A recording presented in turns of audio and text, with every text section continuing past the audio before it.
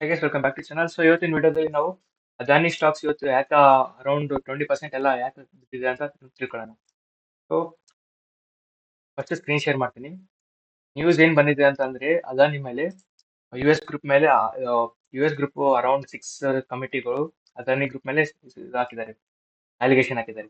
ಏನ್ ಅಲಿಗೇಷನ್ ಅಂತಂದ್ರೆ ಇವರು ಬ್ರೈಬರಿ ಕೇಸ್ ಇದು ಮಾಡಿದ್ದಾರೆ ಅಂತ. ಸೊ ಬ್ರೈಬರಿ ಕೇಸ್ ಏನಂತಂದ್ರೆ ಇವರು green government Indian government green solar ಪ್ರಾಜೆಕ್ಟ್ಗೆ ಇದು ಮಾಡಾತಿತ್ತು, ಬಿಡ್ ಮಾಡಾತಿತ್ತು. ಸೊ ಬಿಡ್ ಮಾಡೋದು ಕ್ಯಾನ್ಸಲ್ ಮಾಡಿಸಿ ಅದಾನಿ ಗ್ರೂಪ್ ಅವ್ರು ಏನಂತಂದ್ರೆ ಅಂದ್ರೆ ಎಲ್ರಿಗೂ ಪೊಲಿಟಿಷಿಯನ್ಸ್ಗೂ ಅರೌಂಡ್ 250 ಮಿಲಿಯನ್ ಕೊಟ್ಟು ನಾವೇ ಈ ಪ್ರಾಜೆಕ್ಟ್ ನ ತಗೊಳ್ಳೋಣ ಅಂತ ಇದು ಅನ್ಕೊಂಡಿದ್ರು. ಸೊ ಆ 250 ಮಿಲಿಯನ್ ರೊಕ್ಕ ಇಲ್ಲಲ್ಲ ಈ ಕಡೆ. ಸೊ ಅವ್ರು ಕೇಳಕ್ಕೆ ಇವರು ಏನ್ ಮಾಡಿದ್ರು, FIS ಕಡೆ ಹೋಗಿದ್ರು. FIS ಕಡೆ ಹೋಗಿದ್ರೆ ಇವ್ರಿಗೆ ಸ್ವಲ್ಪ ದುಡ್ಡು ಬರುತ್ತೆ ಅಂತಂದು FIS ಕಡೆ ಅರೌಂಡ್ 600 ಮಿಲಿಯನ್ ಕೇಳಕ್ ಹೋಗಿದ್ರು.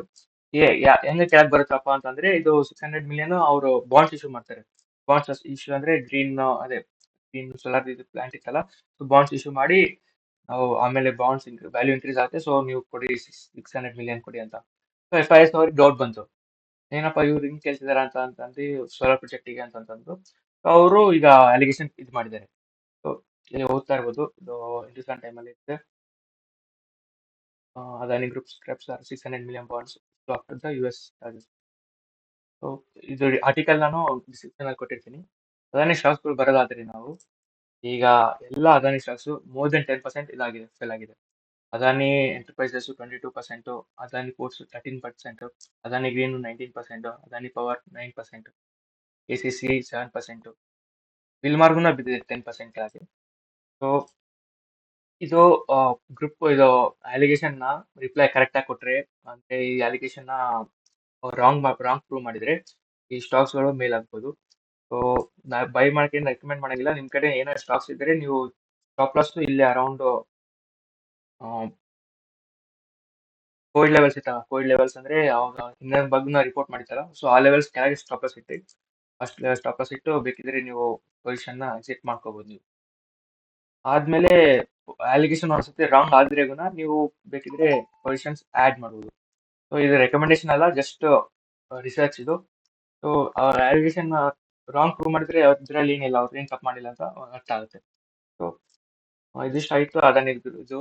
ಇವತ್ತಿನ ಮಾರ್ಕೆಟ್ ಬರೋದಾದ್ರೆ ಇವತ್ತು ಮಾರ್ಕೆಟ್ ಮತ್ತೆ ಅರೌಂಡ್ 0.7% ಫೆಲ್ ಆಗಿದೆ.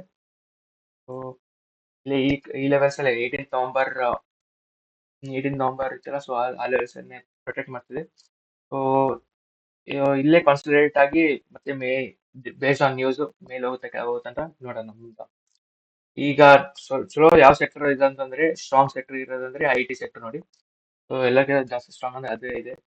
ಸೊ ಇವತ್ತು 0.5% ಮೇಲೆ ಹೋಗಿದೆ ಅವತ್ತು, ಮತ್ತೆ ಜಾಸ್ತಿ ಫೆಲ್ ಆಗಿಲ್ಲ. ಸೊ ಮೇಲಿಂದ ನೋಡಿದ್ರೆ ಅರೌಂಡ್ 3% ಅಷ್ಟೇ ಇದಾಗಿದೆ, ಫೆಲ್ ಆಗಿದೆ. ಬೇರೆ ಇಂಡೆಕ್ಸಸ್ ಅಂದ್ರೆ ಅರೌಂಡ್ 10% ಎಲ್ಲ ಫೆಲ್ ಆಗಿತ್ತು. ಸೊ ಬೇರೆ ಇದಂದ್ರೆ ಮತ್ತೆ ಫಾರ್ಮಾ ಇಂಡೆಕ್ಸ್ ತೋರಿಸಿ ನಿಮ್ಗೆ. ಫಾರ್ಮಾ ಇಂಡೆಕ್ಸ್ ಸ್ವಲ್ಪ ಈ ಲೆವೆಲ್ ಅನ್ನು ಎಕ್ಸ್ಪೆಕ್ಟ್ ಮಾಡ್ತೀವಿ. ಇದು ಅರೌಂಡ್ 9% ಫೆಲ್ ಆಗಿದೆ.